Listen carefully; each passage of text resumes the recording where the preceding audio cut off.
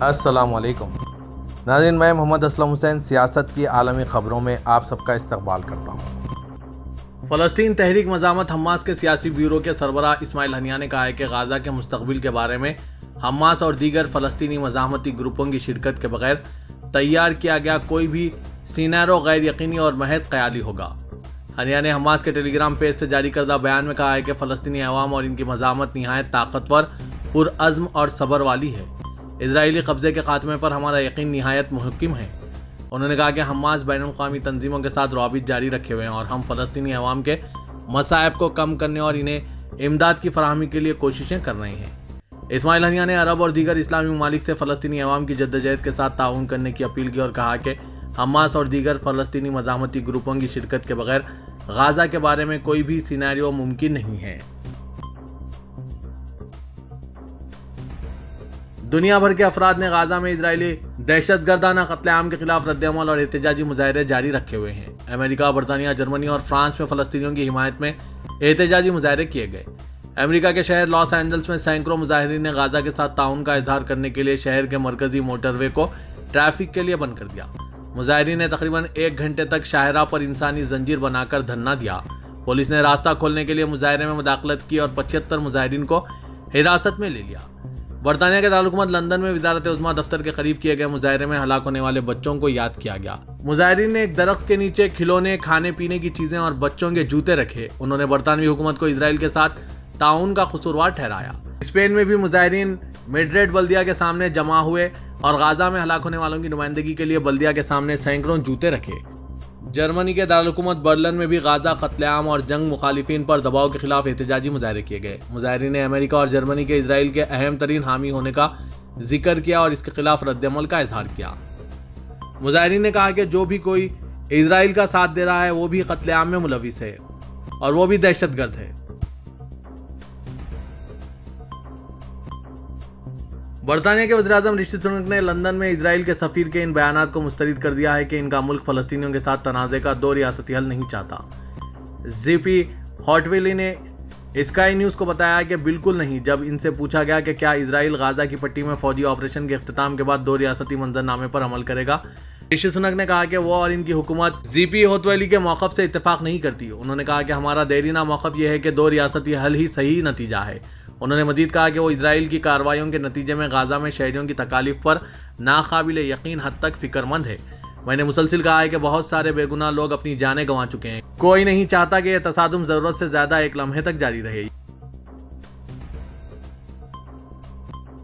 امریکی صدر Joe Biden اور اسرائیلی وزیر اعظم بنیامین نیتن یاہو کی انتظامیہ کے درمیان گزشتہ روز پہلی بار واضح اور باضابطہ طور پر اختلافات سامنے آنے کے بعد اسرائیل کی جانب سے مزید طنز رد عمل آنے کا سلسلہ جاری ہے۔ اہل عربیہ کے مطابق نیتن یاہو کی لیکوڈ پارٹی کے ایک وزیر نے کہا کہ یہاں کوئی فلسطینی ریاست نہیں ہوگی اور ہم کبھی واپس نہیں جائیں گے۔ کسی بھی فلسطینی ریاست کا وجود یہودیوں کی سلامتی کو خطرے میں ڈال دے گا۔ اسرائیلی وزیر مواصلات نے اپنے social media platform X account پر اسرائیل کی حمایت میں جو بائیڈن کے موقف کی تعریف بھی کی اور کہا کہ ہم متحدہ امریکہ کے صدر کا احترام کرتے ہیں اور ان کی قدر کرتے ہیں جنہوں نے انتہائی تاریک اور مشکل ترین حالات میں اسرائیل کی حمایت کی۔ یہ ایک سچی دوستی ہے۔ انہوں نے جو بائیڈن کی ایک بات یاد کی جس میں انہوں نے زور دیا تھا کہ یہودی لوگوں کی سلامتی خطرے میں ہے۔ فلسطینی ریاست اس سلامتی کو خطرے میں ڈال رہی ہے۔ دوسری طرف اسرائیلی جنگی کونسل کے ایک رکن وزیر گیڈیون سائر نے امریکی صدر اور اسرائیلی حکومت پر ان کی تنقید کا جواب دیتے ہوئے کہا کہ جنگ کے دوران موجود ہنگامی حکومت کو برقرار رکھنا ضروری ہے۔ جو بائیڈن نے نیتن یاہو سے اپنی حکومت کو تبدیل کرنے کا مطالبہ کیا تھا۔ انہوں نے نیتن یاہو کی حکومت کو اسرائیل کی تاریخ میں سب سے زیادہ انتہا پسند قرار دیا۔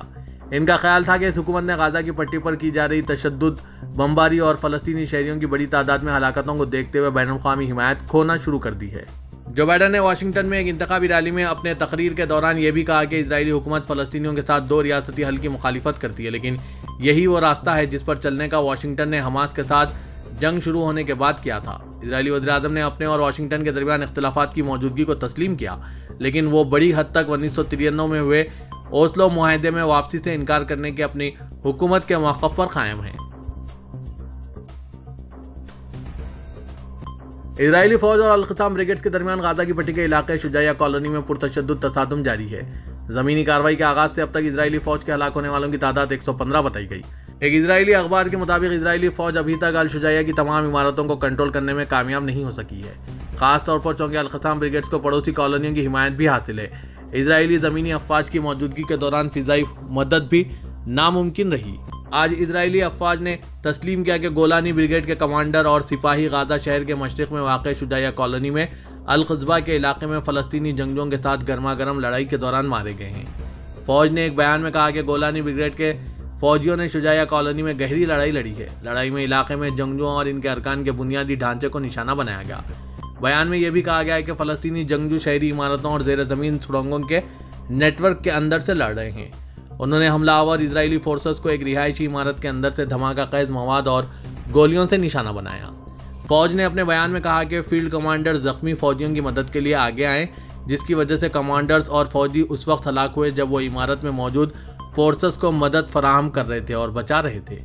بیان میں مزید کہا گیا ہے کہ 36ویں ڈویژن کے کمانڈر نے واقعات ختم ہونے کے بعد گولانی بریگیڈ کے رہنماؤں کے ساتھ صورتحال کا جائزہ لیا۔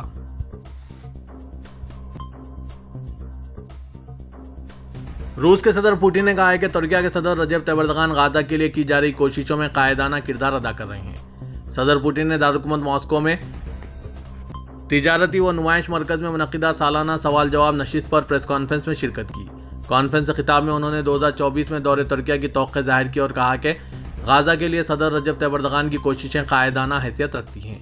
انہوں نے کہا کہ اردوغان بین الاقوامی برادری کے ایک ایسے لیڈروں میں سے ایک ہیں جو غزہ کے المیہ کی طرف توجہ مبذول کروانے، وہاں کے حالات کو بہتر بنانے اور طویل امن کی ضامن شرائط تشکیل دینے کے لیے ہر کوشش کر رہے ہیں۔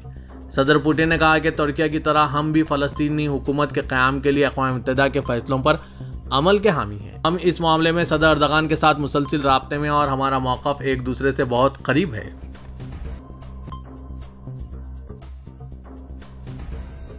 غزہ کے لیے جاری عوامی عطیات مہم کے تحت سعودی عرب سے 26واں طیارہ آج جمعرات کو روانہ ہوا۔ سبق ویب سائٹ کے مطابق ریاض سے مصر کے ابو عریش ایئرپورٹ کے لیے روانہ ہوئے طیارے میں 24 ٹن سامان موجود ہے۔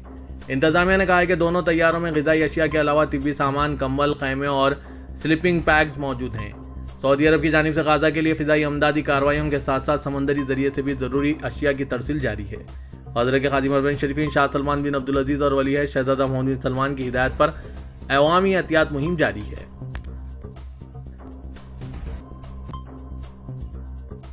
محکمہ موسمیات نے کہا ہے کہ آج جمعرات کو مکہ مکرمہ اور مدینہ منورہ میں مطلق غبار آلود رہا، جس کے باعث حد نگاہ متاثر رہی۔ سبق ویب سائٹ کے مطابق اسی سے ملتی جلتی کیفیت ریاض، نجران اور مشرقی ریجن میں بھی ہے۔ مکہ مکرمہ کے حوالے سے محکمے نے کہا ہے کہ مکہ مکرمہ شہر کے علاوہ جدہ، رابغ، خلیج، بحرہ، الکامل اور جموم میں شام 4 بجے تک گرد جمع رہی۔ اسی طرح مدینہ منورہ شہر کے علاوہ المہدی اور وادی فراہ میں بھی دھول مٹی اڑنے کا امکان ہے۔ درسنا محکمہ موسمیات نے کہا ہے کہ مکہ مکرمہ اور مدینہ منورہ کے علاوہ دیگر شہروں میں بھی موسم سردی مائل ہوگا اور آئندہ دنوں درجہ حرارت میں مزید کمی ہوگی۔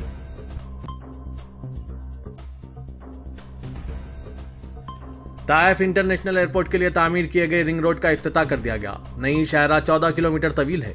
عاجل نیوز کے مطابق روڈ جنرل اتھارٹی کا کہنا ہے کہ طائف کے انٹرنیشنل ایئرپورٹ جانے کے لیے تعمیر کیے گئے رنگ روڈ 2 رویہ ہے، جس میں ہر سمت میں 3 ٹریک بنائے گئے ہیں۔ رنگ روڈ خصوصی راستہ سوق عکاس جانے کے لیے نکالا گیا ہے تاکہ اس شاہراہ کے ذریعے سوق عکاس جانے والوں کو کسی قسم کی دشواری کا سامنا نہ کرنا پڑے۔ طائف ایئرپورٹ کے رنگ روڈ پر موجود ذیلی سڑکوں اور دیگر مقامات پر برساتی پانی کی نکاسی کے لیے خصوصی طور پر 30 ڈرینیج اسٹیشنز بھی بنائے گئے ہیں تاکہ شاہراہ پر پانی جمع نہ ہو۔ نیا تعمیر کیا گیا شاہراہ انتہائی اہم ہے جو ایئرپورٹ سے براہ راست عکاس تاریخی میلے کو جوڑتی ہے۔ یہاں آنے والے سیاحوں کو تاریخی میلے میں شرکت کرنے میں سہولت ہوگی۔ علاوہ ازیں یہ رنگ روڈ طائف ریاض شاہراہ کو بھی ملاتی ہے۔ سعودی فروغ افرادی قوت فنڈ نے 50,000 سعودی نوجوانوں کو ٹریننگ اور روزگار کی فراہمی کے لیے 5 اداروں کے ساتھ معاہدے کیے ہیں۔ خبر رساں NCSPA کے مطابق فروغ افرادی قوت فنڈ نے وزارت صحت، نیوم، ریاض، المدینہ ہولڈنگ، روی اور عسکری صنعتوں کی قومی اکیڈمی کے ساتھ معاہدے کیے ہیں۔ یہ ادارے 50,000 سعودی نوجوانوں کو لیبر مارکیٹ کے قابل بنائیں گے، انہیں روزگار کی ضرورت تربیت فراہم کریں گے اور تربیت یافتہ افراد کو ملازمتیں پیش کریں گے۔ لیبر مارکیٹ کی بین الاقوامی کانفرنس میں جس کی شروعات چہارشنبہ 13 دسمبر سے ہوئی، فروغ افرادی قوت فنڈ کے تجربے کا جائزہ لیا۔ فنڈ نے متعلقہ اداروں کی شراکت سے مقامی نوجوانوں کے لیے روزگار کے موقع بہتر بنانے کے لیے اقدامات سے بھی آگاہ کیا۔ ترکی کے صدر رجب طیب اردوغان نے یہودیوں کے ہنوکا تہوار کی مناسبت سے جاری کردہ بیان میں تمام یہودی شہریوں کو مبارکباد پیش کی۔ انہوں نے کہا کہ ہماری دیرینہ تاریخ اور تہذیب کے ہمیں منتقل کردہ ورثوں میں سب سے اہم ورثہ زبان، عقیدہ اور نسل کی تفریق سے بے نیاز تحمل کا ورثہ ہے۔ حال حاضر میں جب دنیا کے متعدد علاقوں میں مختلف عقائد کے خلاف عدم تحمل میں اضافہ ہو رہا ہے، ہم ہر طرح کی تفریق کو رد کر کے اپنی اقدار کی حفاظت کر رہے ہیں اور اسے بے حد اہمیت دیتے ہیں۔ ہم بحیثیت حکومت کل کی طرح آج بھی اپنے تمام شہریوں کو ان کے عقائد کے مطابق زندگی بسر کرنے کی ضمانت دیتے ہیں۔ یہودی ہمارے معاشرے کا ایک ناگزیر حصہ ہے۔ میں اپنے سب یہودی شہریوں کو ہنوکا تہوار کی مبارکباد پیش کرتا ہوں۔ پاکستان مسلم لیگ نواز کے قائد اور سابق وزیر اعظم پاکستان نواز شریف کا کہنا ہے کہ اگر دشمنی ان کے ساتھ تھی تو ملک کو کیوں سزا دی گئی۔ آج جمعرات کو اپنے ویڈیو خطاب میں نواز شریف نے کہا کہ عدالتوں نے ان کو تمام الزامات سے بری کر دیا جس پر وہ اللہ تعالیٰ کے شکر گزار ہیں۔ مسلم لیگ نواز کے رہنما کا کہنا تھا کہ ان کے خلاف شرمناک کھیل کے سارے کردار بے نقاب ہو چکے ہیں۔ نواز شریف نے سوال کیا کہ مجھے ہٹا کر کس لاڈلے کو لانا مقصود تھا تو پاکستان کے عوام کا کیا قصور ہے جن کو سزا دی گئی۔ پاکستان کو دوبارہ اندھیروں میں ڈھکیل دیا گیا جہاں سے ہم نے 12,000 میگا واٹ بجلی بنا کر اندھیروں کو مٹایا تھا۔ میں طویل عرصہ جیل میں رہا، گالیاں کھائی اور مجھے گاڈ فادر کہا گیا۔ کسی طرح ایک جج نے درخواست گزار کو پیغام بھیجا کہ ہمارے پاس آؤ۔ کس طرح نیب کو 3 ریفرنس دائر کرنے کا حکم دیا گیا۔ کسی طرح سزا دلوانے کے لیے سینئر جج کے گھر جا کر دھمکی دی گئی۔ انہوں نے مزید کہا کہ میری سزا تو ختم ہو گئی لیکن مجھے سکون تب ملے گا جب ہمارے لوگ قید سے نکلیں گے، انہیں روٹی ملے گی، دوائیں اور علاج کی مفت سہولت ملے گی، معاشی ترقی ملے گی، خواتین پھر سے آگے بڑھیں گے۔ نواز شریف نے کہا کہ وہ سبز باغ نہیں دکھاتے بلکہ عمل کر کے دکھاتے ہیں۔